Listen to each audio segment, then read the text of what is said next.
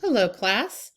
Now we'll switch gears from history to literature and talk about part 2 of this literature lecture series on early medieval literature, epics, and Beowulf. Just as we can best understand Beowulf in the context of its place in the early medieval culture and worldview, so we can appreciate the poem better when we keep in mind its genre of epic poetry. Epics come to us in two ways, by tradition and by deliberate art. Some call these two kinds of epics folk epics and art or literary epics. The main difference is that folk epics spring from an oral tradition. You may have read some of these before. Examples include Gilgamesh from ancient Mesopotamia, the Iliad and the Odyssey, which are ancient Greek poems attributed to Homer but actually orally circulating long beforehand, the Mahabharata from India, the Song of Roland from medieval France, the Cid from medieval Spain, etc. Think of bards or traveling performers playing these epics at feasts, retelling tales from long ago. Art or literary epics are the work of a single author who is deliberately invoking the epic style. Some examples of literary epics include Virgil's Aeneid, which is about the founder of Rome and written during the time of the Roman Empire, Dante's Divine Comedy. For example, if you've read the Inferno, you've read part of that epic, John Milton's Paradise Lost, and the American poet Longfellow's poem Hiawatha. When we get to Anglo-Norman literature, we'll see some works of literature that resemble epics in some ways, but that are actually another form of literature known as romances. More on this genre in a subsequent lecture. Epics as a genre have characteristics across cultures and languages. First off, the hero or protagonist is an important and imposing person, usually male. He is of high social class, a king or someone of noble birth. In some epics, this means he will have divine parentage. In other words, one of his parents was a god. The hero not only comes from a high position, but he also has extraordinary skills, which allow him to have success in his adventures.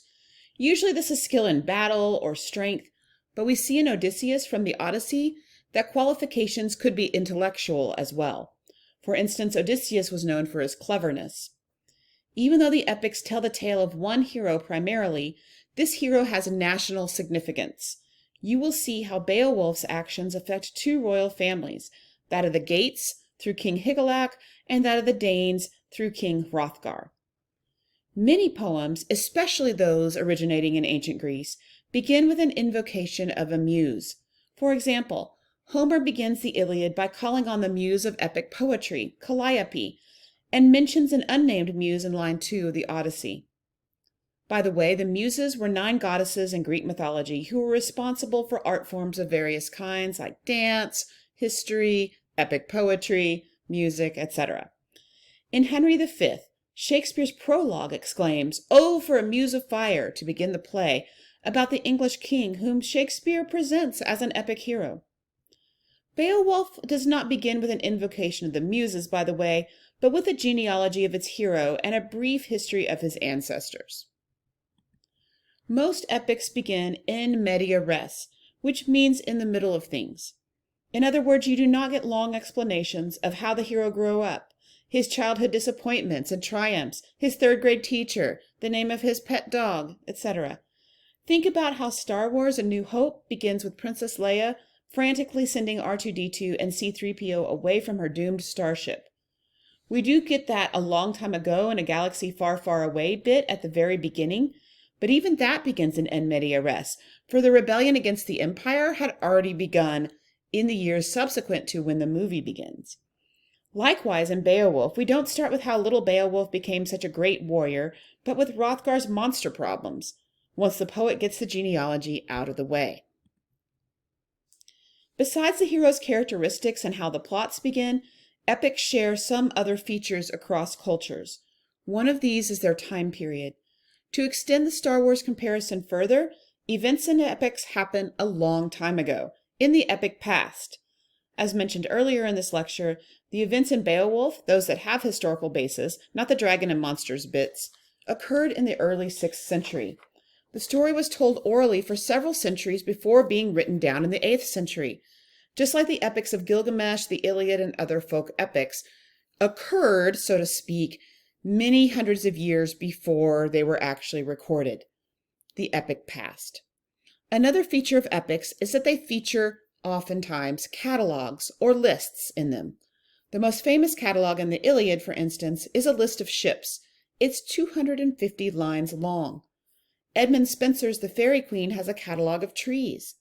You can consider the list of Beowulf's ancestors at the beginning of the poem a catalog of sorts. Another literary technique present in many epics is the epic simile. According to the Bedford Glossary of Critical and Literary Terms, an epic simile is, quote, an extended and elaborate simile or comparison in which the vehicle, which is the image used to describe or in some ways define the subject or tenor of the metaphor, is itself described at such length that it nearly obscures the tenor. In other words, the epic simile goes on for so long, the comparison goes on for so long, that you lose the train of the original story almost. You can find examples of an epic simile in Beowulf beginning in line 2444, where Hrothgar is compared to the old father of a son who has been hanged. In addition, epics often feature an arming of the hero scene, where the hero puts on various pieces of armor and takes up certain weapons, which are described in great detail. You sometimes see this in modern blockbuster films. For instance, think of Spider-Man testing out all the new features of his latest Spidey suit. TVTropes.com calls this a lock and load montage. Beowulf has kind of a de-arming scene early on, when Beowulf is getting ready for bed. See line 671 and following, before he fights Grendel. And I'll come back to that later, but I want to show you here tvtropes.com, which can be kind of a dangerous website to fall into an internet hole. But they have different tropes that you can see in TV, film, and literature. And on the bottom here, they have a video example from the Nick Jr. children's show, Abby Hatcher.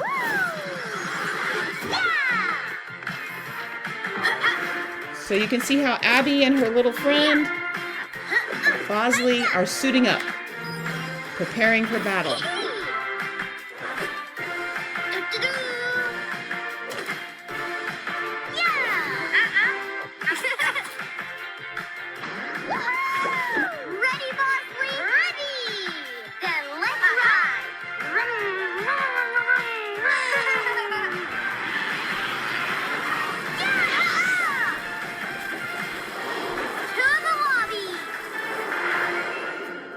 There you go, an arming of the hero scene in a children's show.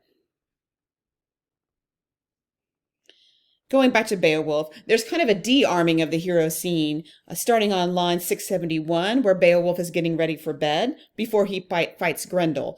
There are reasons why Beowulf is taking off his armor, which will become clear to you when you read the poem.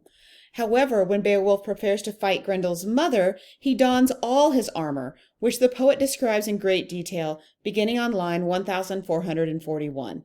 Once the hero is fully outfitted, he is ready to fight. Epics feature at least one battle where the hero must perform extraordinary feats in order to defeat his foe. Beowulf features 3 such battles: against Grendel, against Grendel's mother, and against a dragon. In the process of fighting his enemies, the hero may have to travel quite a bit. Epics often feature a journey, and the setting of the tale is wide. Some epics even have their heroes descend to the land of the dead, or go to a different planet. We will see Beowulf traveling around the Baltic Sea from his home in present-day southern Sweden to the islands off the coast of Denmark, where Hrothgar's Hall is. Once he reaches Heorot, Hrothgar's Hall, he must undertake a journey of several days to reach the monster-filled lake where Grendel's mother lives. Finally, in terms of writing style, the language of epics is quite elevated and fancy, and characters often make long, formal speeches to each other. You'll definitely see this in Beowulf.